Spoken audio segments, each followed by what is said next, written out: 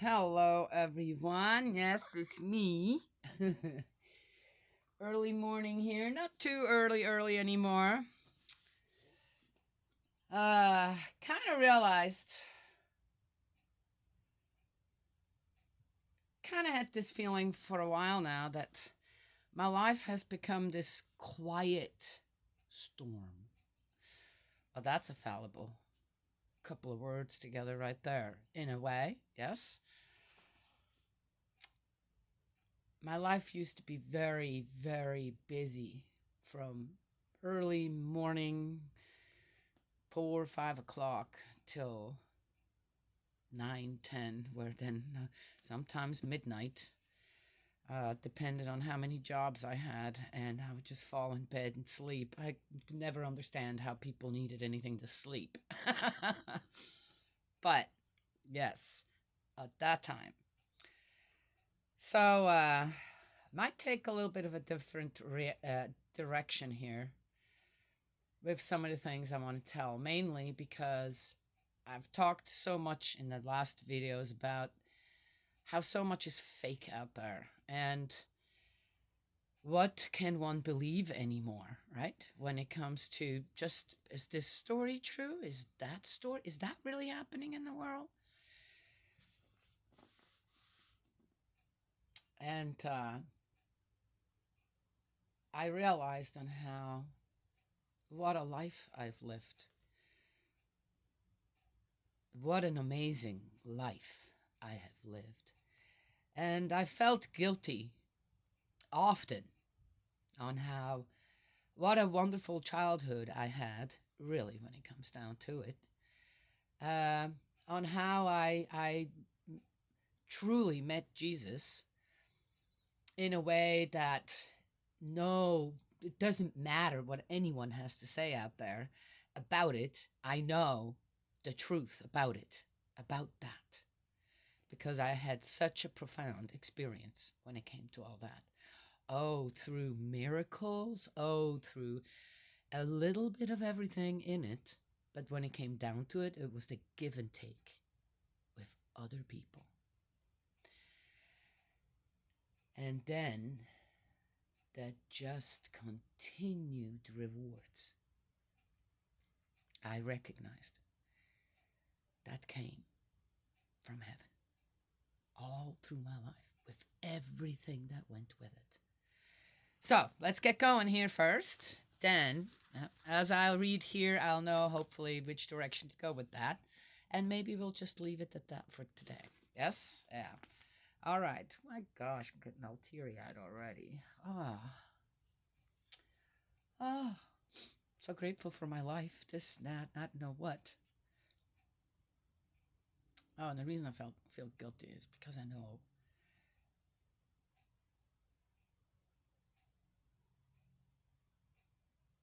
other people don't have it, didn't have that.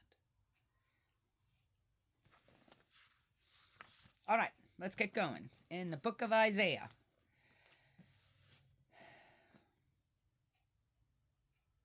39, the Babylonian embassy. I always find it interesting. Embassies, embassies. Everybody knows what an embassy is, right? It's a connection for people in another country. Okay, so in the political spectrum. We all know what that is, but it's also for the common people.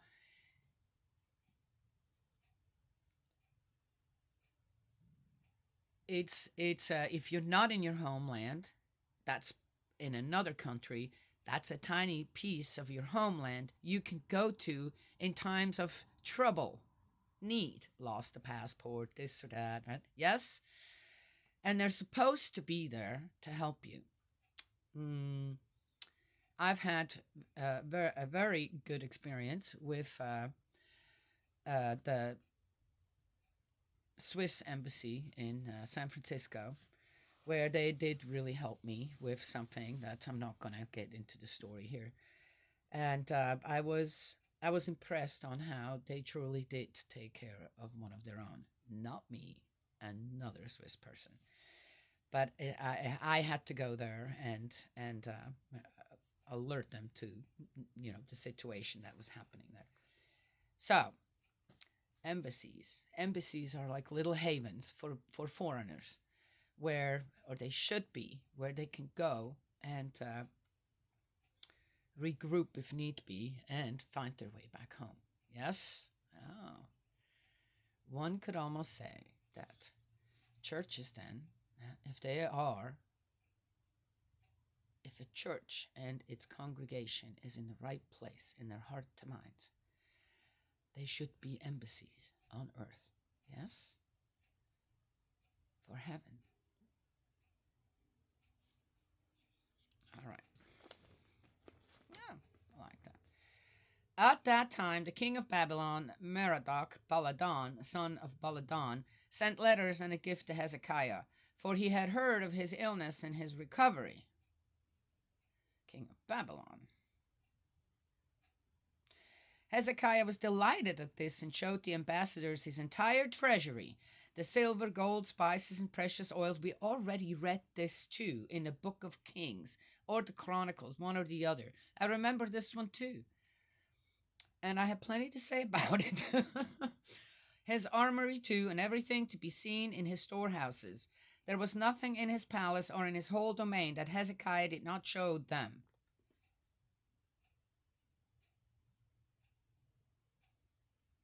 Let's finish reading, okay? The prophet, do you guys notice something that's missing here? What did we just read? The illness and cure of Hezekiah yesterday. And who was all in there?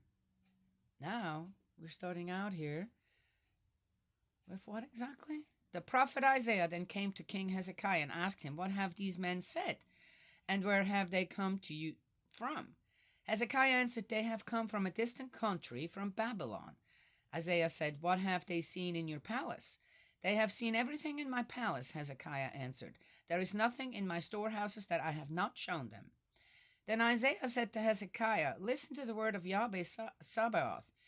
The days are coming when everything in your palace, everything that your ancestors have amassed until now, will be carried off to Babylon. Not a thing will be left," Yahweh says. "Sons sprung from you, sons begotten by you, will be abducted to be eunuchs in the palace of the king of Babylon." Hezekiah said to Isaiah, "This word of Yahweh that you announce is reassuring," for he was thinking there is going to be peace and security during my lifetime. Was this dude an idiot?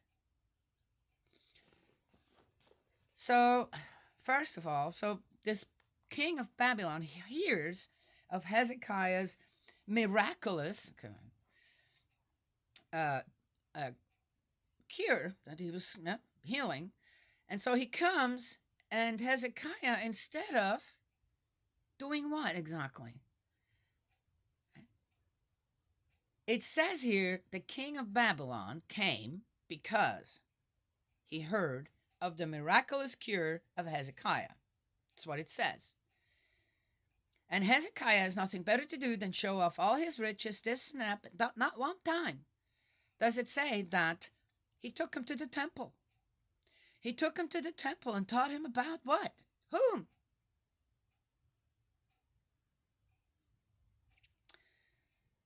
And here is the warning that this is not bad. Here comes Isaiah and says, well,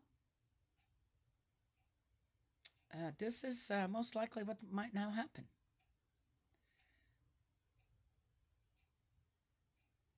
Hezekiah showed off his riches instead of teaching the king of Babylon, and then hopefully maybe it would have gone to the people of Babylon,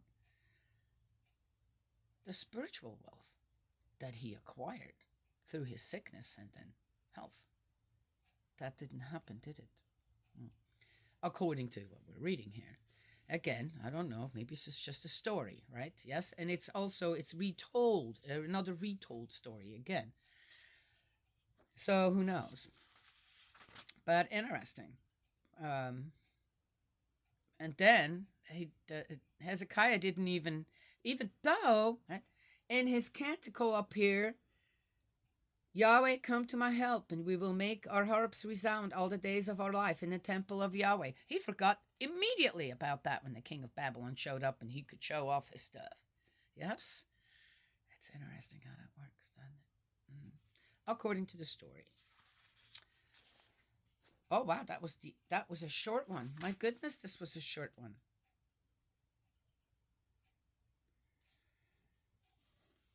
And I'm not quite getting on how. Let's read the last part. And Isaiah said to Hezekiah, listen to the word of Yahweh Sabaoth. The days are coming when everything in your palace, everything that your ancestors have amassed until now, will be carried off to Babylon. Not a thing will be left, Yahweh says. Sons sprung from you, sons begotten by you, will be abducted to be eunuchs in the palace of the king of Babylon. I get it, but you know what a eunuch is, right? Yes. Hezekiah said to Isaiah,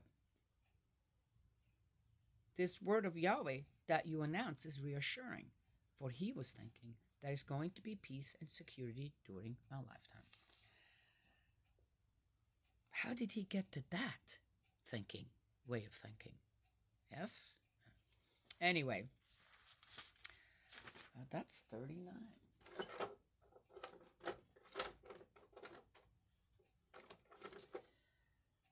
To go back to with what I started out with, I often think on why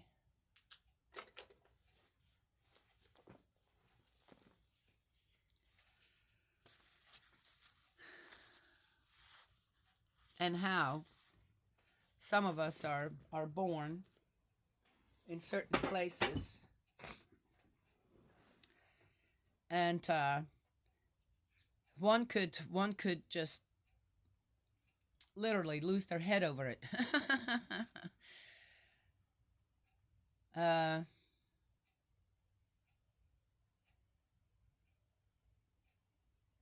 so I will start out with this. I talked to a lot, not a lot. I talk to people around the world, right, and see their situations. And of course, is everybody telling the truth when they talk to you and what's happening, this and that?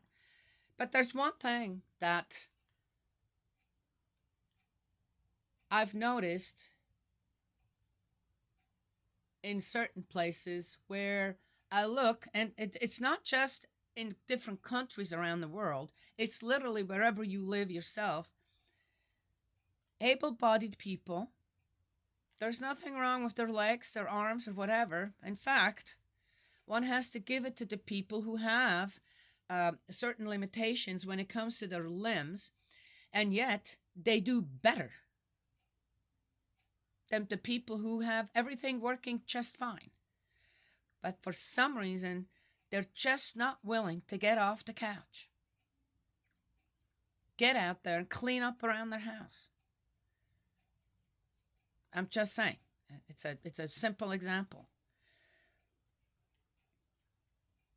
So right there, it isn't that some of us are more blessed by being born into countries that fare better when it comes to many things, live a better life when it comes to many things. It's also in the collective on how the people work together. And then I have to say, one should not uh, admonish then the people who have figured out how to work together and still keep looking at other countries, other places, homes, this and that, of people who are just not willing, admonish the people who do well, and oh, how the poor are, this and that, because they're not willing to take care of things around their just own home. Yes?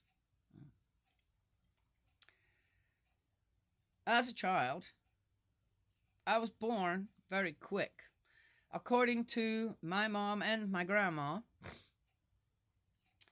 my mom had all her children at home as well.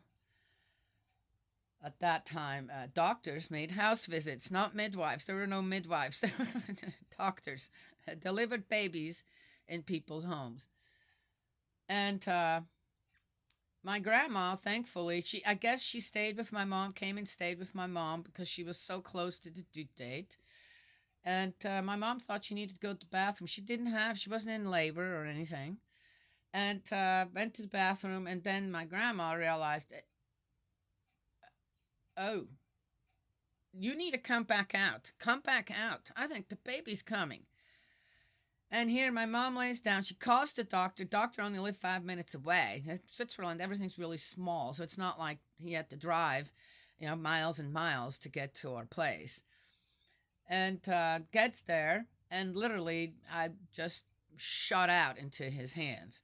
He says, boy, I've never seen anything like this. This kid came like a rocket. Anyway, 20 minutes. My mom's labor from beginning to end, no pre-labor, nothing, just went into active labor. 20 minutes later, I was born. That's how ready I was. I love my story. I was born on a Sunday the 13th. And I love that too. Born in Switzerland, is known for its neutrality, right? Here, the 13th, people often look at the number 13 as something, bad omen, whatever, It was never a bad omen for me. Okay, I don't believe in things like superstitious stuff like that. And then, but it was on a Sunday. Oh, that's the Lord's Day. My mom named me Daniela. In Hebrew, that means God is my judge. Nobody else. God is my judge. So, loved it. Loved, always loved my name. Loved that I was born on the 13th on a Sunday. Loved my birthday story. Loved everything about it.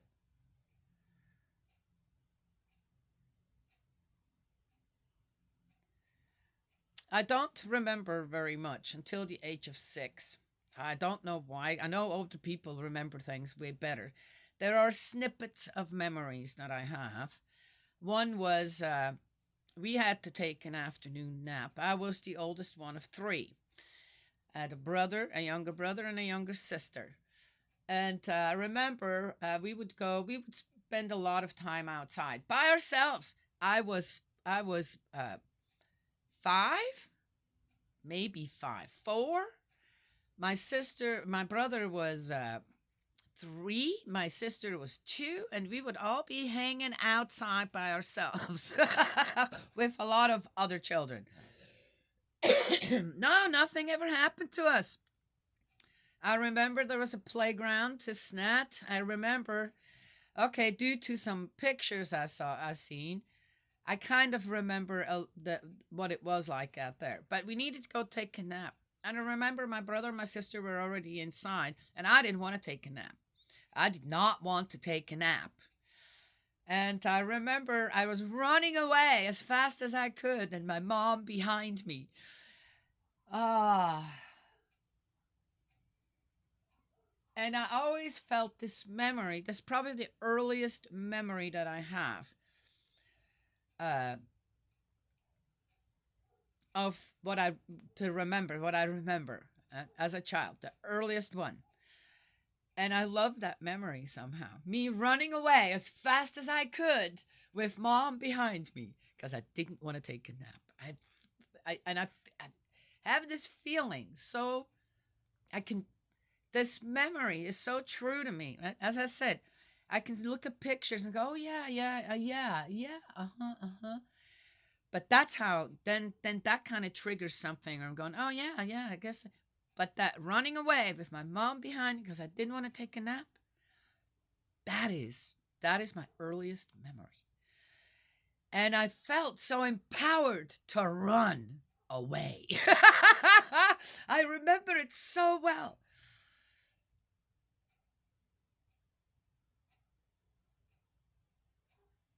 I remember it so well. I do not remember her scooping me up and probably kicking and screaming, dragging me into the house and into the bedroom.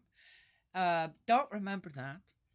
Uh, but I remember just running as fast as I could, going, I'm not going to take a nap. I guess I always had a little bit of a rebellious streak within me. Not bad natured or whatever, but didn't want to conform to the I don't need a nap anymore. I don't want it anymore. Of course, later on, I realized that my mom just needed that hour or two that we then slept anyway to just regroup a little too, right? Yes. Oof, don't have to worry about them right now. Because I have no doubt that even though we were outside, my mom would probably go 50 times to the window to go and look. Oh, okay, are they okay? Yeah, they're okay. Anyway, that's what I remember. And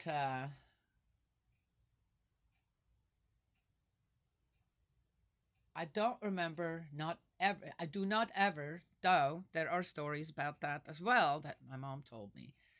I do not remember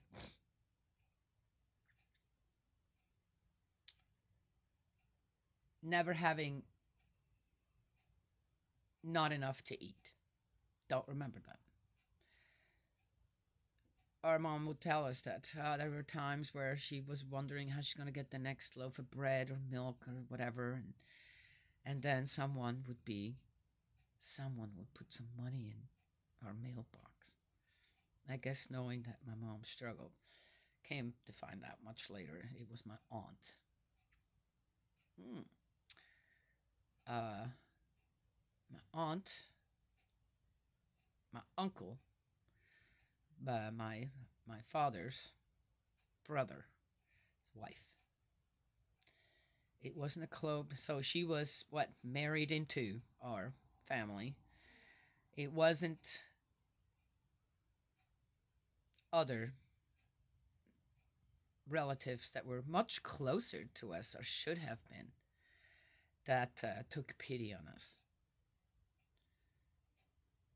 On top of that, she was from Germany. Yeah, Aunt Annalise. I loved. I love. She's still alive. She's doing well. She is a go getter. She is wonderful. She came to visit me here in the United States 2 or 3 times. 2 times. 3 times. 2 times. 3 times. 3 times. And I love her. She is my absolute favorite aunt. Always will be. Always has been. And I thank her from the bottom of my heart that she saw the need in my family. Anyway, but our mom never let us go hungry. Never, ever. I do not remember not having 3 meals every day on the table. And most of the time, I remember especially from coming home after school, a snack laying on the table for all of us. I don't remember ever being cold either. Never, ever. We always had clothes. Not the latest trend, but we always had clothes. Warm enough clothes, nice enough clothes. Yes, they would get fixed. Most of them were hand-me-downs, but I didn't care. Why would I care? That's so silly to care about stuff like that. And we always had a roof over our head. My mom worked really hard. Well, where's my dad in all this? My dad had a very rough, both of my parents had rough childhoods.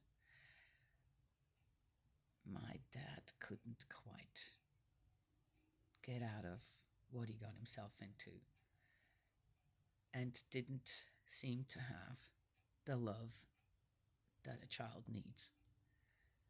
But my mom, she went through hell as a child. And it was not easy for her. But my mom loved her children, really did. And my mom did everything she could to make sure we had what we needed.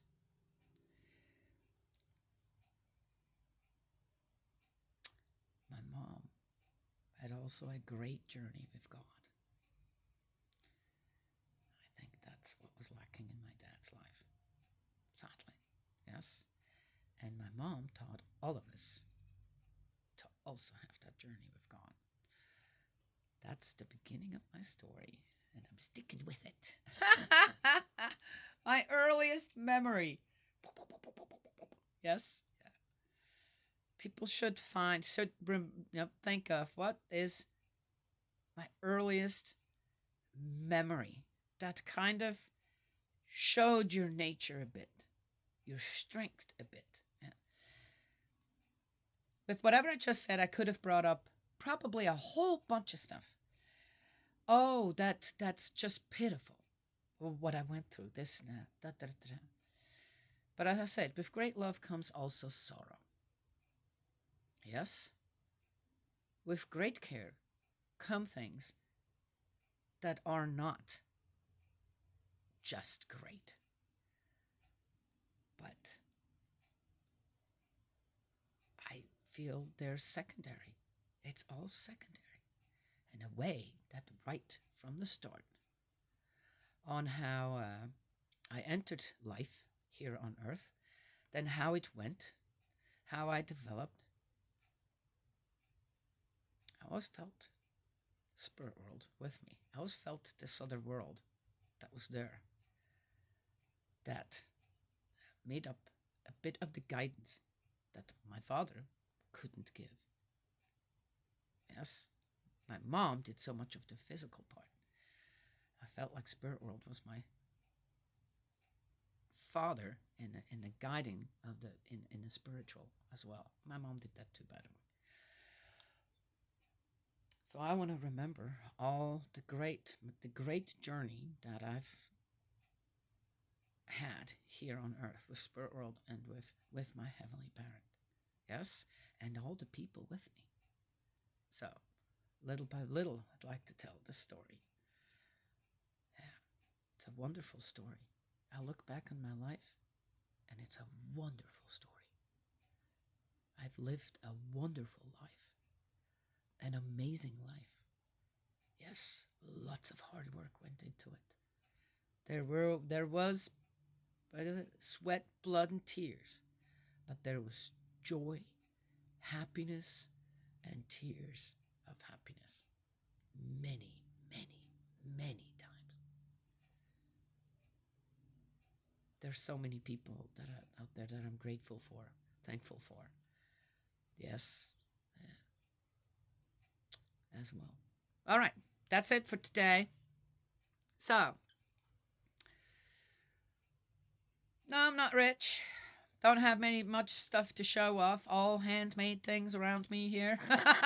That's what I love.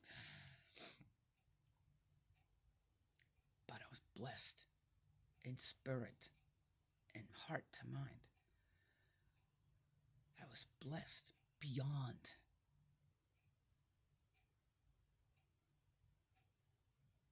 need, want, beyond.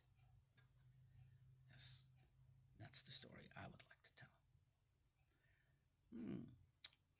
Hezekiah maybe should have done that with the king of Babylon. Maybe things would have turned out different at that time then. If it's not just a story and it's true. Oh, not back to that. May, Heavenly Parent, bless, protect, and guide you. Embrace you with love. Yes. Eldridge, my dearest brother in faith, I love you. Let's keep praying, and I will talk to you all another time.